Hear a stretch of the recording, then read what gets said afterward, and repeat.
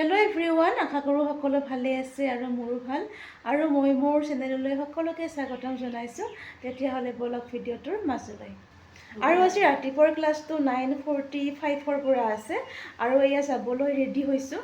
আপোনালোকে ভিডিঅ'টো চাই থাকিব। আৰু এয়া ব্ৰেক টাইমত অকণমান সময় ষ্টাফ ৰুমত বহি আছোঁহি। এয়া জাষ্ট আহি পালোহি। আৰু আজি গধূলি চাদৰ মেখেলা পিন্ধিলোঁ। কাপোৰযোৰ 12 বছৰতকৈও বেছি পুৰণি হৈছে।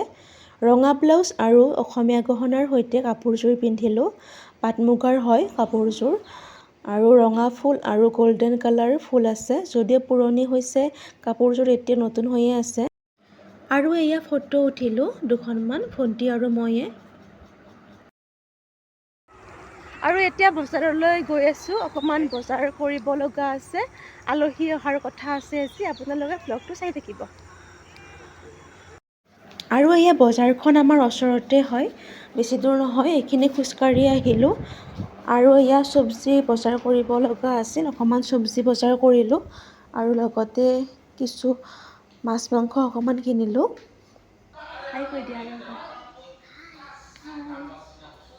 ধুনীয়া মৰম লগা টিকলিজনী দেই।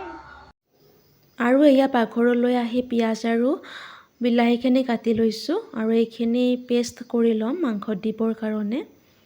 আৰু এয়া মাটন কাৰী বনাই আছে, ভণ্টিয়ে বনাইছে। আৰু যিহেতু আলহী জল্দি যাবই, গতিকে আমিও অকণমান সোনকালকৈ ৰান্ধিবলৈ আহিছোঁ। আৰু ভণ্টিয়ে মাটন কাৰীখিনি বনাই আছে আৰু ইপিনে দালিৰ তেলনিখিনিও মৰা হৈ গ'ল।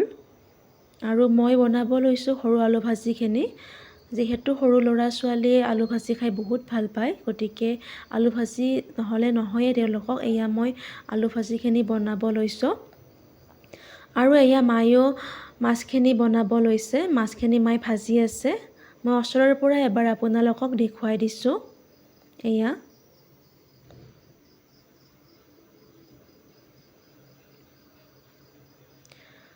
আৰু এয়া ভণ্টিয়ে বনাই আছে মাটন।